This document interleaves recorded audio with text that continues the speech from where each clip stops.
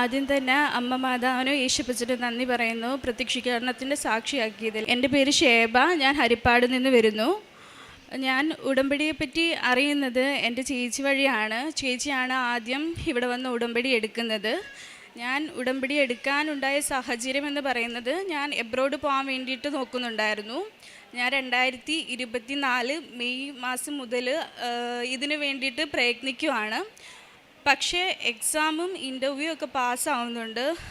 Visa എനിക്ക് കിട്ടുന്നില്ലായിരുന്നു. ഓരോ തടസ്സങ്ങൾ കാരണം വിസ കിട്ടാതെ അങ്ങനെ വരുമായിരുന്നു. അങ്ങനെ പിന്നെ ഞാൻ വീണ്ടും കുവൈറ്റിലേക്ക് പോകാൻ വേണ്ടിയിട്ടുള്ള ഒരു പ്രോമെട്രിക് എന്ന് പറയുന്ന എക്സാമാണ് എഴുതാൻ ഉദ്ദേശിച്ചത്. അങ്ങനെ ഞാൻ അതിന് വേണ്ടിയിട്ട് പ്രിപ്പയർ ആവാൻ തുടങ്ങി, ക്ലാസ്സിനൊക്കെ അറ്റൻഡ് ചെയ്തു. അങ്ങനെ അപ്പോഴത്തേനെ എൻ്റെ ചേച്ചി ഉടമ്പടി എടുത്തിട്ടുണ്ടായിരുന്നു. അപ്പോൾ ചേച്ചി പറഞ്ഞു, എടി നീ കൃപാസനം പള്ളിയിൽ പോയി ഉടമ്പടി എടുത്ത് പ്രാർത്ഥിച്ച് പഠിക്കാൻ പറഞ്ഞു. അപ്പം ഞാൻ അവളോട് ചോദിച്ചു, അതെന്തിനാ അങ്ങനെ ചെയ്യുന്നത്, പ്രാർത്ഥിച്ച പോരെ ദൈവത്തിനോട്, ഉടമ്പടി എടുക്കണോ എന്നുള്ള രീതിയിൽ ചോദിച്ചു.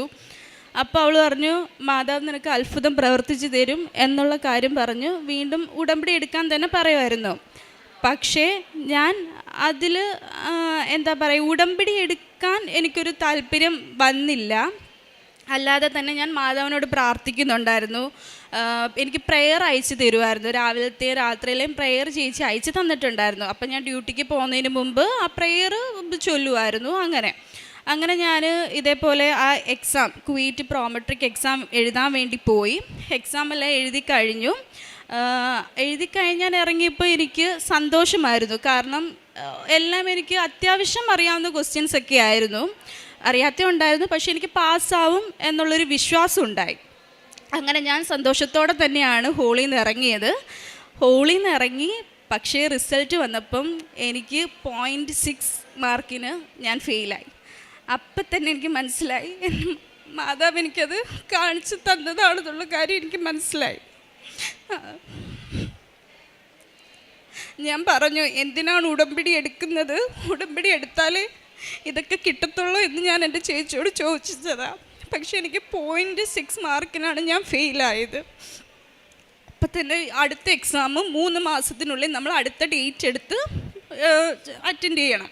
അങ്ങനെ ഞാൻ ഇതേപോലെ ചേച്ചിയോട് പറഞ്ഞു, എടി ഞാൻ ഉടമ്പടി എടുക്കാൻ പോവാണ് എന്നുള്ള കാര്യം പറഞ്ഞു. അപ്പോൾ അവൾ പറഞ്ഞു, നീ ധൈര്യമായിട്ട് പോയി ഉടമ്പടി എടുക്ക് എന്ന് പറഞ്ഞു. അങ്ങനെ ഞാൻ എക്സാം ഡേറ്റും എടുത്തു. ഇവിടെ വന്ന് ആദ്യമായിട്ട് ഞാൻ ഉടമ്പടി എടുക്കുന്നത് 2025 ഓഗസ്റ്റ് 22-ാം തീയതിയാണ് വന്ന് ഉടമ്പടി എടുക്കുന്നത്.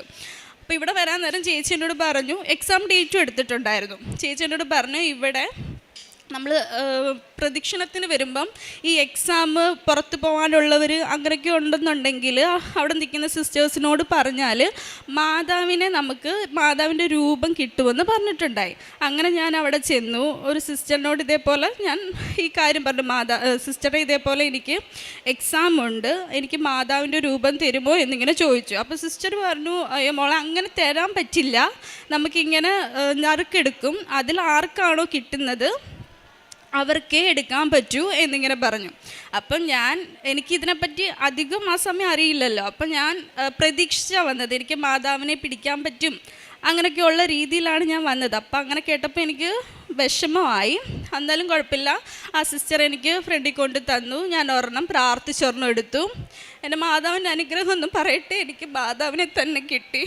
അപ്പം തന്നെ എനിക്ക് മനസ്സിലായി, എൻ്റെ മാതാവ് എൻ്റെ കൂടെ ഉണ്ടെന്നുള്ള കാര്യം എനിക്ക് മനസ്സിലായി.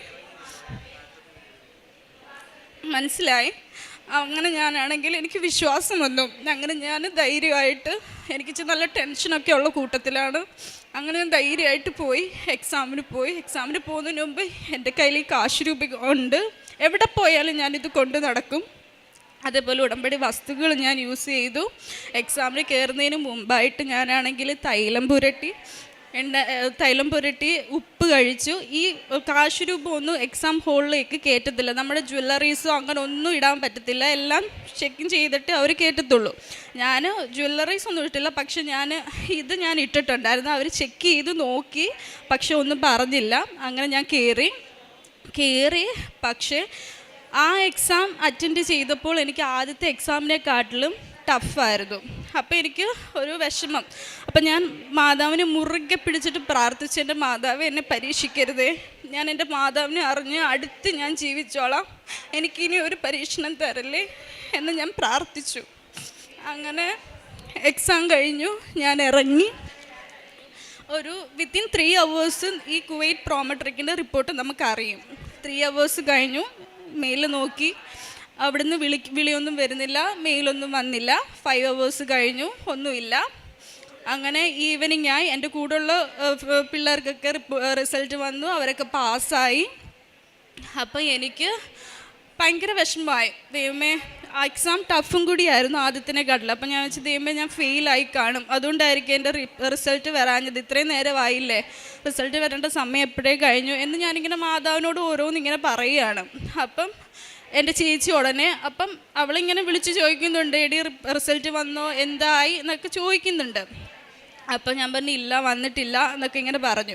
പിന്നെ ഞാൻ കോൾ അറ്റൻഡ് ചെയ്യുന്നില്ല, കാരണം എനിക്ക് ഭയങ്കര വിഷമം ഇങ്ങനെ വിളിച്ച് ചോദിക്കുമ്പോൾ. അപ്പോൾ എൻ്റെ മനസ്സിലോ ഇല്ല, ഞാൻ ഫെയിലായത് കൊണ്ടാണ് എന്നുള്ള കാര്യം എൻ്റെ മനസ്സിലിങ്ങനെ. അപ്പോൾ ചേച്ചി എനിക്കൊരു സാക്ഷി അയച്ചു തന്നു. അതിനകത്ത് ഒരു നേഴ്സിംഗ് സ്റ്റുഡൻറ്റിൻ്റെ സാക്ഷിയാണ്. ആ കുട്ടി ഇതേപോലെ എബ്രോഡ് പോകാൻ വേണ്ടിയിട്ട് ഒരു എക്സാം എഴുതി.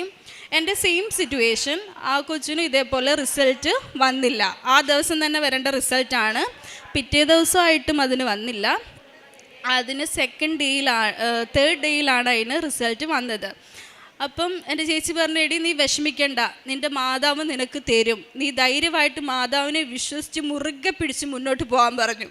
ഞാൻ ആ സാക്ഷ്യം കേട്ടപ്പം എനിക്കൊരു വിശ്വാസം വന്നേ, ഇല്ല, എൻ്റെ മാതാവ് തരും, എനിക്ക് നല്ലതിനാണ് എന്നുള്ളൊരു വിശ്വാസം എനിക്ക് വന്നു. അങ്ങനെ എനിക്ക് പിറ്റേ ദിവസം, ഞാൻ വർക്ക് ചെയ്യുന്നത് എറണാകുളത്താണ്, എറണാകുളം ഹോസ്പിറ്റലിലാണ്, അവിടെ പോകണമായിരുന്നു. അങ്ങനെ ഞാൻ രാവിലെ എണീറ്റു മെയിൽ ചെക്ക് ചെയ്തു. മെയിൽ ചെക്ക് ചെയ്തപ്പോൾ മെയിലൊന്നുമില്ല. അങ്ങനെ ഞാൻ ഏജൻസിയിൽ കോൺടാക്ട് ചെയ്തപ്പോൾ അവരും പറഞ്ഞു അവർക്കും ഒന്നും വന്നിട്ടില്ല എന്നാണ് പറഞ്ഞത്. അങ്ങനെ ഞാൻ ട്രെയിനിലാണ് പോയിക്കൊണ്ടിരിക്കുന്നത്. ട്രെയിനിൽ ഇങ്ങനെ ഓരോന്നും ആലോചിച്ച് ഇങ്ങനെ ചിന്തിച്ച്, മെയിലൊന്നും വരുന്നില്ല, റിസൾട്ടൊന്നും അറിയുന്നില്ല. അങ്ങനെ ഭയങ്കര സങ്കടവും വിഷമമൊക്കെ ആയിട്ട് ഞാൻ ഹോസ്റ്റലിൽ ചെന്ന് വിത്തിൻ 5 minutes ഏജൻസിയിൽ നിന്ന് വിളിച്ചിട്ട് പറഞ്ഞു, ഷേബ എക്സാം പാസ്സായി എന്ന് പറഞ്ഞു. അത് എക്സാം പാസ്സായതെന്ന് പറയുന്നത് ഞാൻ കറക്റ്റ് മാർക്കിനാണ് പാസ്സായത്. ആ എക്സാമിന് 60% ആണ് വേണ്ടത്. അത്രയും പെർസെൻറ്റേജ് കറക്റ്റ് മാർക്കിനാണ് ഞാൻ പാസ്സായത്. എനിക്കപ്പോൾ മനസ്സിലായി, എൻ്റെ മാതാവ് എനിക്ക് കാണിച്ചു തന്നതാണ്. ഞാൻ അന്ന് അങ്ങനെ പറഞ്ഞതിന് ഉടമ്പടിയുടെ ശക്തി എന്താണ്, അല്ലെങ്കിൽ അതിൻ്റെ വിശ്വാസം എന്താണ് എന്നുള്ളത് എൻ്റെ മാതാവ് എനിക്ക് കാണിച്ചു തന്നെയാണെന്ന് എനിക്ക് വിശ്വാസമായി. അങ്ങനെ ഞാൻ പിന്നെ പ്രാർത്ഥിക്കാൻ തുടങ്ങി, ബാക്കിയുള്ളവരോട് ഇതിനെപ്പറ്റി പറയാനായിട്ട് തുടങ്ങി. അങ്ങനെ എൻ്റെ പേപ്പർ വർക്ക് നടന്നുകൊണ്ടിരിക്കുന്നു, എല്ലാം നടക്കുന്നു, എല്ലാം ഭംഗിയായിട്ട് നടക്കുന്നു. എൻ്റെ സമയച്ചുരുക്കത്തിൻ്റെ അതിൻ്റെ ഇടയ്ക്കാണെങ്കിൽ ഇൻ്റർവ്യൂവിൻ്റെ കാര്യമുണ്ട്. എക്സാം കഴിഞ്ഞിട്ടാണെങ്കിൽ ഇൻ്റർവ്യൂ വരുന്നില്ല. ഇൻ്റർവ്യൂ ആണെങ്കിൽ ഞാൻ ലാബ് ടെക്നീഷ്യനാണ് എൻ്റെ ഡെസിഗ്നേഷൻ. അപ്പം ലാബ് ടെക്നീഷ്യനുള്ള വേക്കൻസീസ് ഒന്നും വരുന്നില്ല പുറത്തോട്ടുള്ളത്. അപ്പോൾ കുറേ നേഴ്സുമാർക്ക് കുറേ വേക്കൻസി വരുന്നുണ്ടെന്ന് ഇങ്ങനെ പറയുന്നുണ്ട്. അപ്പം ഞാൻ വീണ്ടും മാതാവിനോട് നന്നായിട്ട് പ്രാർത്ഥിച്ചു, മാതാവ് എനിക്കൊരു അവസരം താ എന്ന് ഞാൻ നന്നായിട്ട് കരഞ്ഞ് പ്രാർത്ഥിച്ചു. അങ്ങനെ പെട്ടെന്ന് എൻ്റെ സമയച്ചുരുക്കത്തിൻ്റെ മാതാവ് എനിക്കൊരു അവസരം തന്നു. ഒരു ഇൻ്റർവ്യൂ വന്നിട്ടുണ്ടെന്ന് പറഞ്ഞ് വിളിച്ചു. ആദ്യത്തെ ഇൻ്റർവ്യൂ ഞാൻ പാസ്സായി. എന്നിട്ട് അവർ പറഞ്ഞു ഒരു ഇൻ്റർവ്യൂവും കൂടി ഉണ്ട്, ഒരു ഫൈനൽ ഇൻ്റർവ്യൂവും കൂടി ഉണ്ടെന്ന് പറഞ്ഞു. അതും കൂടി കേട്ടപ്പോൾ എനിക്കൊരു ടെൻഷൻ. സെക്കൻഡ് ഇൻ്റർവ്യൂ സെയിം തന്നെ. അങ്ങനെ അതും ഞാൻ പാസ്സായി ദൈവത്തിൻ്റെ അനുഗ്രഹത്തോടു കൂടി, മാതാവിൻ്റെ കരുണയോടുകൂടി. അങ്ങനെ പിന്നെ പേപ്പർ വർക്കൊക്കെ നടന്നുകൊണ്ടിരിക്കുന്നു. അങ്ങനെ വിസ വന്നു.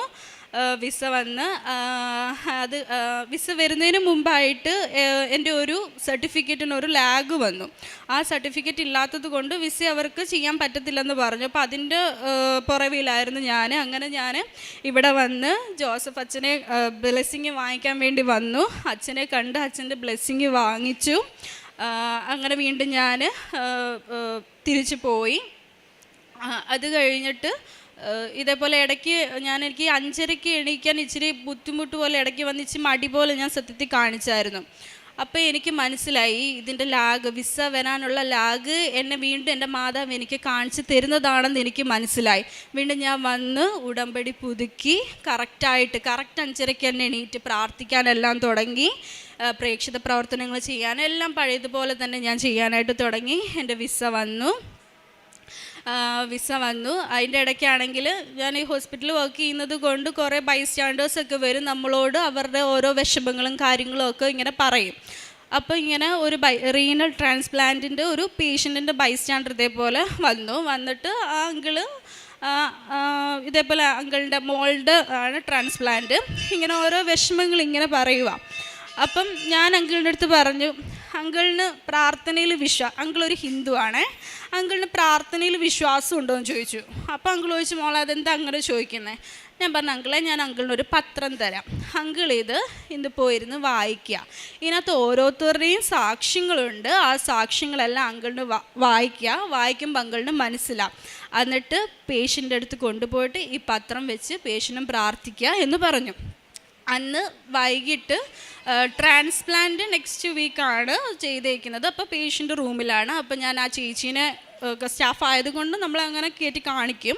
അങ്ങനെ ചേച്ചീനെ കാണാൻ വേണ്ടി പോയി എൻ്റെ കയ്യിലുള്ള തൈലം ചേച്ചിയുടെ നെറ്റിയിൽ തൊട്ട് ഞാൻ പ്രാർത്ഥിക്കുകയൊക്കെ ഉണ്ടായി.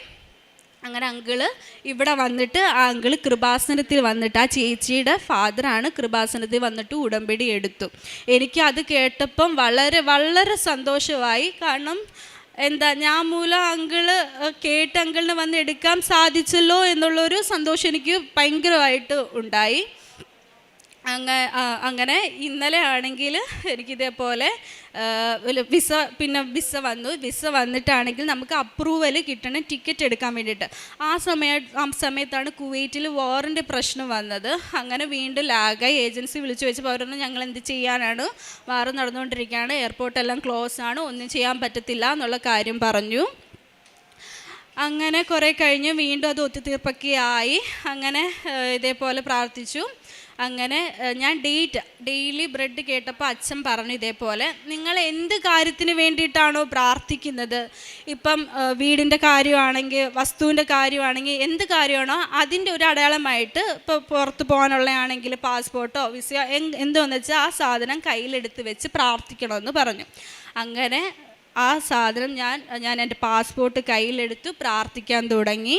ഡേറ്റ് ഇട്ട് പ്രാർത്ഥിച്ചു. ഞാൻ ഡേറ്റ് ഇട്ടതിനെക്കാട്ടിലും ഒരാഴ്ചയ്ക്ക് മുമ്പായിട്ട് എൻ്റെ ടിക്കറ്റ് വന്നു. ഇന്നലെ വൈകുന്നേരം എൻ്റെ ടിക്കറ്റ് വന്നു. ഇന്ന് വൈകിട്ട് ഞാൻ കുവൈറ്റിലേക്ക് പോവുകയാണ്. എൻ്റെ മാതാവിൻ്റെ അനുഗ്രഹം ഒന്നുകൊണ്ട് മാത്രമാണ് ഞാനിപ്പം ഇവിടെ നിന്ന് ഈ സാക്ഷ്യം പറയാനിടയാക്കുന്നത്. ഞാൻ കുറേ ഈ ന്യൂസ് പേപ്പറൊക്കെ കൊണ്ട് കൊടുക്കുമ്പോഴും കുറേ കളിയാക്കലും കുറേ പരിഹസിച്ചൊക്കെ ഓരോരുത്തർ ചോദിക്കും, എന്താ ക്രിസ്ത്യൻസ് എന്നാ ചോദിക്കുന്നത്, ഇതിലെന്താ, ഞാൻ ആദ്യം ചെയ്തതുപോലെ തന്നെ, ഞാൻ ആദ്യം ചോദിച്ചതുപോലെ ഈ ഉടമ്പടിയിൽ എന്താ ഇരിക്കുന്നത്, അങ്ങനെയൊക്കെ പറഞ്ഞ് ഓരോന്ന് പരിഹസിച്ച് ചോദിക്കും. പക്ഷേ അവർക്കെല്ലാം എനിക്ക് പറയാനുള്ളത് ഇതാണ്, ഞാനിപ്പോൾ ഇവിടെ നിന്ന് പറയുന്നതാണ് എൻ്റെ ഉത്തരം എന്ന് പറയുന്നത്. പിന്നെ എനിക്ക് പ്രേക്ഷിത പ്രവർത്തനം ഞാൻ ചെയ്യുന്നതെന്ന് വെച്ചാൽ, ഞാൻ ഹോസ്റ്റലിൽ നിൽക്കുന്നതുകൊണ്ട് എനിക്ക് തന്നെ ഫുഡ് ഉണ്ടാക്കി കൊടുക്കാനൊന്നും പറ്റില്ല. അപ്പോൾ ഞാൻ ഫുഡ് വാങ്ങിച്ചു കൊടുക്കും, പിന്നെ പൈസ കൊടുക്കും, എന്നാൽ കഴിയാവുന്ന സഹായം ഞാൻ ചെയ്തു കൊടുക്കാറുണ്ട്. പിന്നെ ഞാൻ ചിലപ്പോൾ അമ്മയോട് പറയും, ചേച്ചി ഫുഡ് ഉണ്ടാക്കി കൊടുക്കാൻ തന്നെ പറയും, എൻ്റെയും കൂടി ഇത്രയും ഒന്ന് കൊടുക്കുമോ എന്ന് ചോദിക്കും, പൈസ കൊടുക്കും. അങ്ങനെയൊക്കെ. പിന്നെ പേഷ്യൻസിനെ പോയി കാണും, ക്യാൻസർ പേഷ്യൻസിനെ പോയി കാണും, അവരുടെ ബുദ്ധിമുട്ടുകൾ പ്രയാസങ്ങളൊക്കെ കേൾക്കും. എൻ്റെ കൂടെ ഒരു സിസ്റ്ററുണ്ട്. അപ്പോൾ സിസ്റ്ററും ഞാനും കൂടിയാണ് പോകുന്നത്. അപ്പോൾ സിസ്റ്ററും തലയിൽ തൊട്ട് പ്രാർത്ഥിക്കും, ഞാൻ ഇവിടുത്തെ കാര്യങ്ങളൊക്കെ പറഞ്ഞു കൊടുക്കും. ഇതൊക്കെ കേൾക്കുമ്പോഴും പറയുമ്പോഴും ഭയങ്കര വിഷമത്തിലും രോഗത്തിൻ്റെ കാര്യത്തിലൊക്കെ ഇരിക്കുമ്പോൾ അവർക്കൊരു ആശ്വാസമാണ്. അങ്ങനെ ഞാനിതിപ്പോൾ പോയി പറയുമ്പം കുറേ പേർക്ക് ഇതേപോലെ കൃപാസനത്തെ പറ്റി അറിയുകയും ഇവിടെ വന്ന് ഉടമ്പടി എടുക്കുകയൊക്കെ ചെയ്തിട്ടുണ്ട്.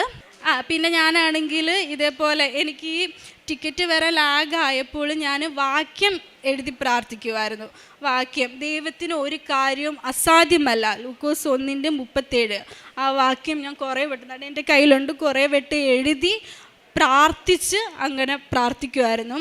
എല്ലാം എൻ്റെ മാതാവിൻ്റെ അനുഗ്രഹം ഒന്നുകൊണ്ട് മാത്രമാണ്. നമുക്ക് എന്ത് പ്രതിസന്ധി ബുദ്ധിമുട്ട് വന്നാലും നമ്മൾ വിശ്വാസത്തോടെ ആത്മാർത്ഥമായിട്ട് വന്ന് പ്രാർത്ഥിക്കുകയാണെങ്കിൽ ഉറപ്പാണ് മാതാവ് അതിനുള്ള ബലം തന്നിരിക്കും.